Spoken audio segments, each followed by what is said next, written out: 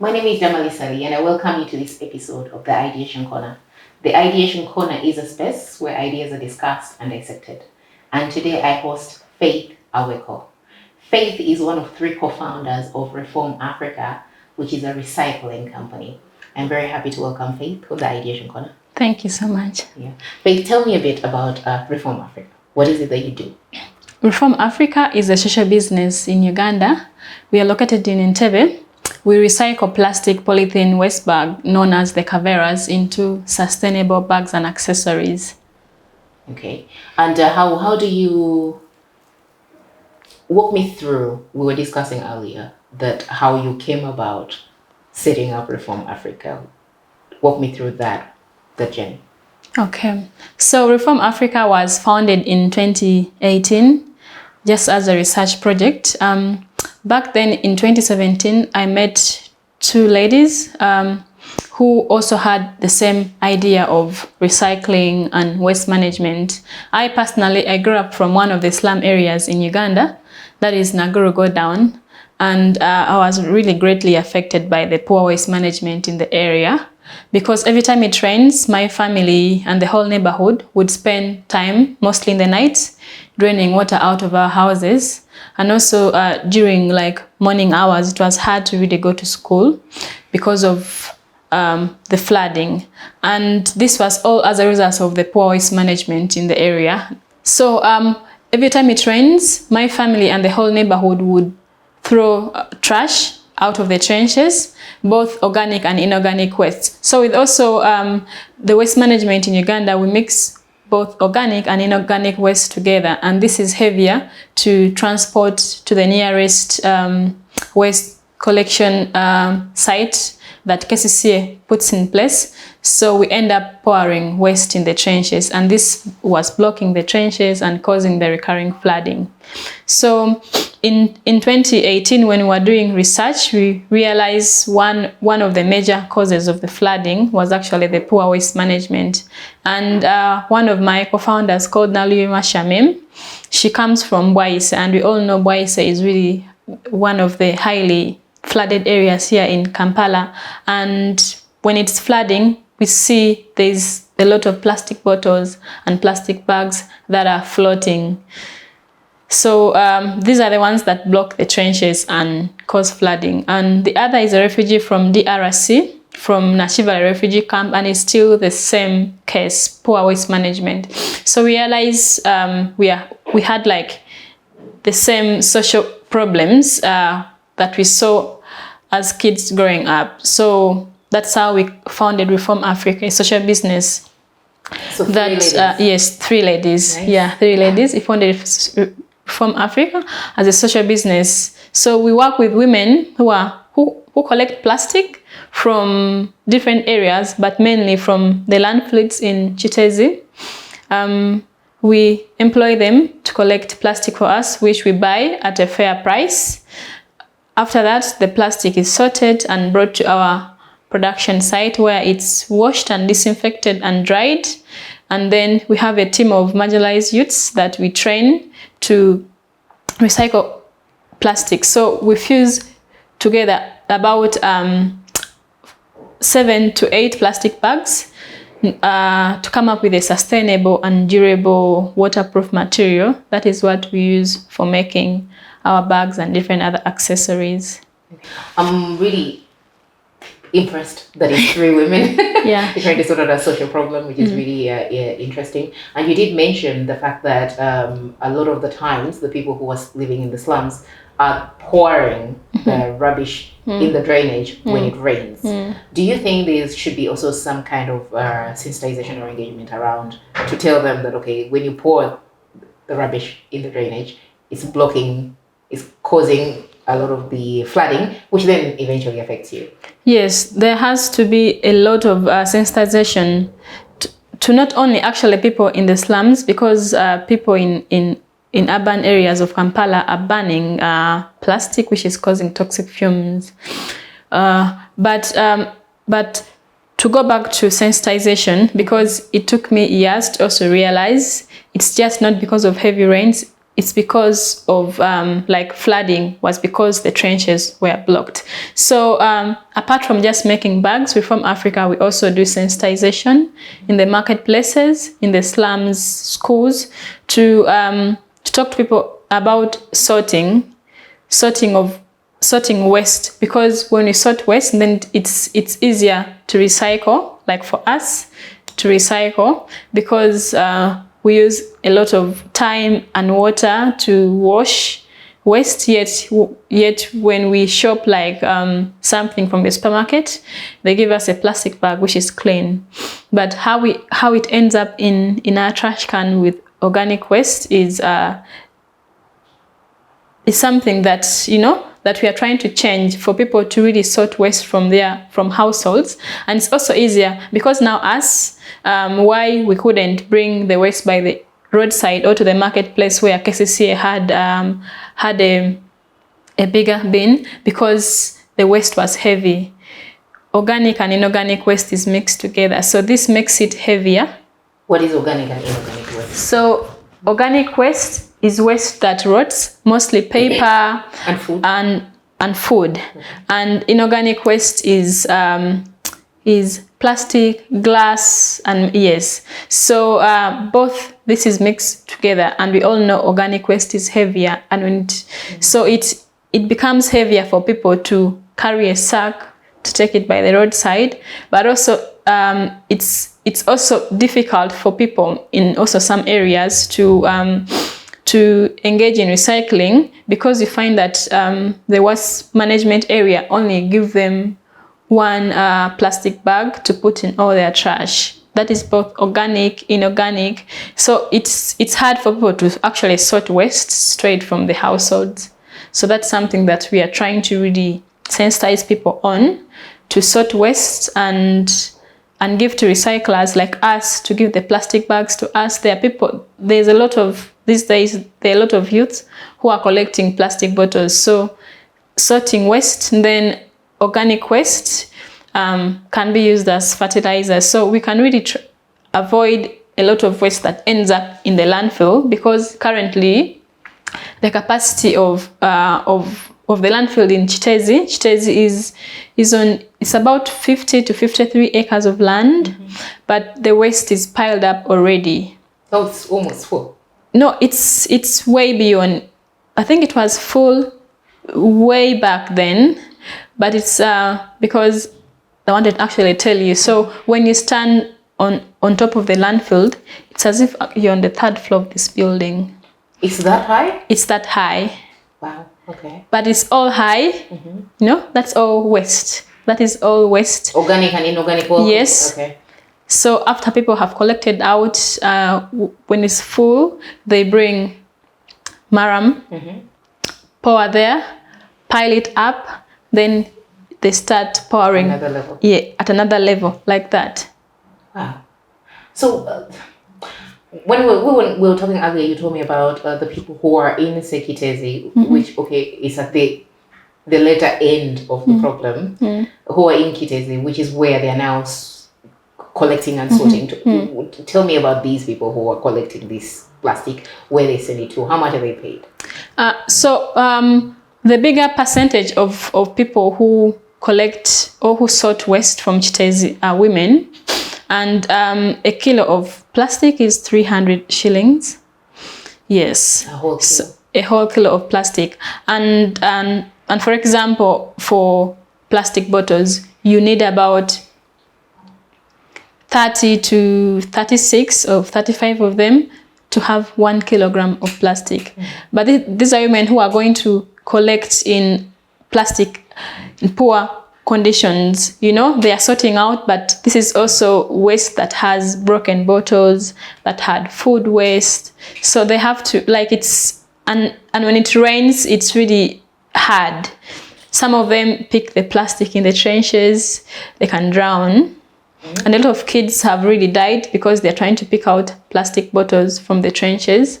And there's also accidents that happen when trash covers up women, because it has rained, someone is trying to pull out something, and it just falls on them because it's really high. Then also trucks, trucks are bringing in plastic or other kinds of waste. So there are also accidents. Some of them are knocked down. The people who are collecting the trash. Yes. Okay. But there's also the bigger thing in the working conditions. You find they don't have gloves on, and they're going to have food. Maybe they also sleep around. So there's a lot of also diseases like cholera, diarrhea, and other infections that currently they might not consider because they need the money, and they cannot afford, because Coca-Cola pays between 1,000, I think, to 2,000 per kilo. Okay. But but it's you need like 10 tons and above. Oh. Okay. And these are women who really need money every day, and in a day you cannot collect tons. So that's why they sell the waste to the middlemen, who later on collect it all together from different people who are collecting waste and go and sell to the big recycling companies. Okay. Yeah. You mentioned that when the waste, if I'm at my house, for example, and I'm trying to help the environment, and then I decide to sort the plastic by itself, the organic waste, the food, whatever that is going to rot by itself, you told me the guys who come and collect it from me will actually still add it together. Yes, that is actually what happens. It's only unless now when you reach out to companies like Reform Africa or other small recycling companies to come and pick the waste from you, like we can't pick the plastic bags or someone picks the plastic bottles, but if you give it to the waste management companies that we have right now, the cars that are coming to people's homes, they all put it in one truck and go send it to the landfill, and that's where the sorting happens. They do not sort the waste. And why do they not have an incentive to keep it sorted? Because it's business. It's their business to just come and collect waste and take to the landfill. They do not sort. They don't make money out of sorting. No, they do not make money out of sorting. It's time consuming. It also needs money. So they are not making money. So for them, it's really none of their business to sort the waste. So for organizations like yourself, do you have the capacity to say, if you sensitize and say, all of you people who live in Bukoto, if you sort your waste separately, I'll come and pick all your plastic? We do not have that capacity to do pickups. We've ever tried. We were overwhelmed. People call you anytime they have waste, and so it was difficult because we don't have a truck to come pick or a bike. Then we also do not really have the resources, but also the capacity to recycle that huge. So So currently, because in Kampala alone, we produce 500 tons of plastic waste every day. Per day? Yes, per day, and 51% is not collected. Yet the recycling rate in Uganda is just less than 1%. So we realized that, there's a lot of plastic out there, but we don't have the capacity to recycle all of it currently, but we hope to be able to recycle 1 ton of plastic by 2025 every month. Yes. Currently, how much are you recycling? Currently, we recycle 300. 300 what? Kilograms. Okay. We began from recycling 50 kilograms to 300. Yes. This year we moved to 300 kilograms of plastic. Yeah. And when we were speaking earlier, and I thought it's really interesting, you walked me through the journey of how you started trying out how to make these bags. Walk me through it. Okay, so once the plastic is collected, washed, we heat press. So we usually do the washing as well, because they're very dirty most times. We have women. Okay, we have women who part-time. So women who collect and wash are just part-time. So after it's washed and dried, we heat press it with a heat press machine. So wait, by the time you get it from Kitezi, it's sorted and cleaned? No, it's really dirty.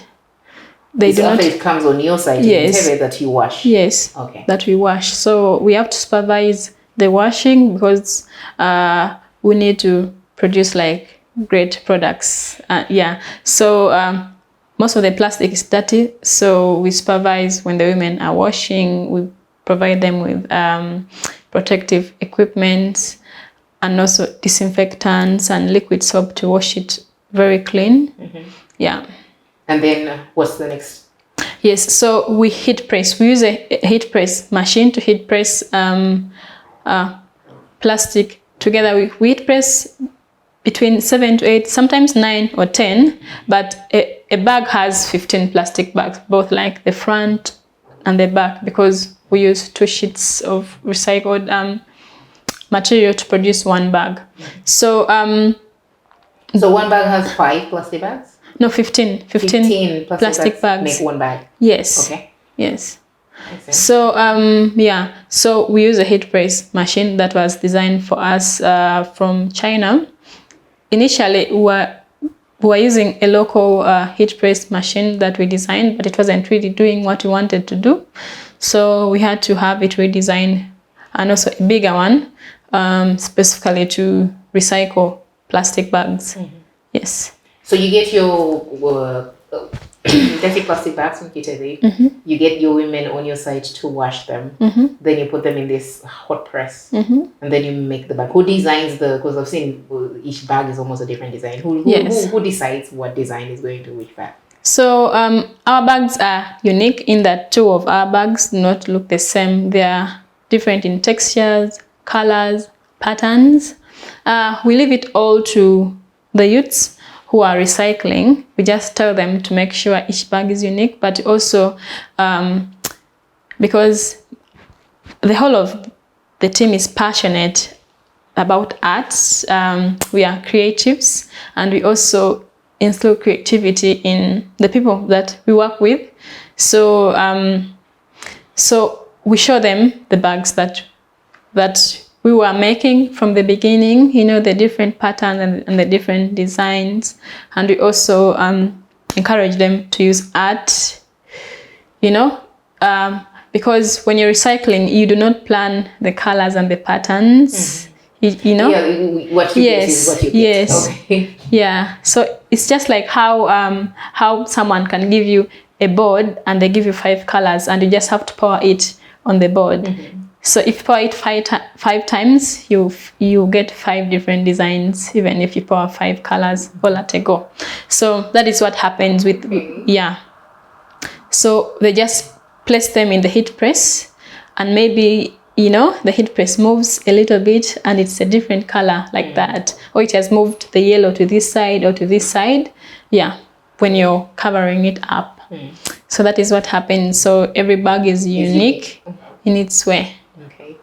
And this also like gives the customer to have like a customized or ownership of the bag, because I'm the one who have this design or pattern. And how many people did you currently work with? How many people are you working with, for example? How many are in your team? Okay, apart from the 3 of us who are founders, we have 5 other people. 2 who are tailors. Initially, we had 5 tailors, but because of COVID, we had to lay off some workers, unfortunately. So we have 2 tailors. Then we have 2 girls who fuse. Then one. What is fusing? Fusing is processing the plastic. So 2 people who process the designs, and then one who is actually she's my sister. During this COVID, she's been learning how to process. So she's just volunteering to process. Okay. So those are 5 plus us. That is 8. Okay. So once you produce, on average, how many bags do you produce a month? In a day, we produce 20 bags. Each tailor can produce 10 bags. In a day? Okay, that's pretty good. Yeah. Okay, then after you get your bags, how do you get them out to the end customer? So after the bags are ready, we take photos, we upload on our website, we upload on our social medias, on Facebook, Instagram, WhatsApp, and Twitter. Then we also have shops that retail our bags here in Kampala and also Gulu. Then others are in America and then in Europe. Then we also attend different exhibitions, but COVID has disrupted a lot of activities, but we attend festivals, farmers markets, music shows where we sell our bags. Depends now on the market. If it's like a music show like Nyege Nyege Festival, excuse me. Yes. It hasn't been in action for like 2 years. Yeah, so we sell like our backpacks and the fanny packs. You know, the fanny packs sell a lot. So if it's like a farmer's market, we sell our shopping bags. Okay. If it's activities at schools, we sell most of the school bags. Actually, our selling bag is the school bag because the backpack. No, the backpack is different from the school bag. The school was a little smaller. Yes, it's smaller. So before we moved to Entebbe, we stayed in Mpigi. So we realized a lot of kids in the rural areas, specifically when we were doing our case study was in Mpigi. Most of the kids go to school either with having the books in their hands, or a few of them have a school bag, but the rest have the books in a plastic bag. Why? Because you know, it's cheaper, and also these women, their mothers or their fathers cannot afford to buy a school bag of 20 or 30K, but they can afford from their small businesses to buy for them a kavera of 100 shillings. But at the end of the day, because the kavera is light, the kid has lost it already, or it's torn, or they even don't know where it is, and they have to replace it. But at the end of the month, you find that at the end of the term, of the 3 months term, she's actually spent more than 20K. It's like, but in bits and bits of 100 shillings. Yeah. So we thought of, and also with the unforeseen rainy seasons here in Uganda, you know, you're walking to school and it's raining. So these kids go with wet books at school. So we wanted to improve the dignity of kids, and that's how we introduced our school bag, because our bags are waterproof. So the kids can still walk to school in the rain and have their books safe. But as well, we made it affordable. So for each backpack that you buy, like the one you got, we give out one school bag free for a rural kid. And yes, that's nice. Yeah, and we also work with NGOs that sponsor education. Last year we worked with the UNFPA, and we produced 1,000 bags that we gave out to refugee girls in Chakatu refugee camp. So we work with NGOs like that sponsor kids, but also here in Kampala, and for people who can at least afford a bag, we give them the bag at half price. Mostly when school is starting. So we produce the bags, then sell them at half price. Discounted. Yes, discounted. That's really interesting. You mentioned the fact that you have partnerships on where you're selling your product. Usually when I'm talking to people, of course, that's a key, where you have a product, but how do you get it to the shops? How did you get the partnerships with these companies, or the shops that are selling it, with the international companies that are even selling? Okay. So for me, it's basically really been social media. Yes, social media and referrals. Okay. Yes. So we like for our first 10 bags, 3 of them were sold to friends, and yeah, so we sold to teachers of ISU, and they were really very much interested in the bags, and that's how the connection started to reach out to other international schools. Then through that, the international schools have international people? Yes. Okay. And then also the teachers, like for corner, the teacher was a friend to the shop owner. Then she's like, I want to introduce you to these young ladies who are having a recycling business. And then we supplied her with our bags. And it's been like that. People write to us on social media, but then others, we have to reach out to them. Then others have just been recommended. But with the publications, so recently, on Sunday actually, it's still running. A month ago, we had a documentary with BBC. So on Sunday and Monday, they published it on TV. So we find like people are writing to us, we want to sell your bags, we're in the UK, we are in Germany, we want to buy your bags, like that.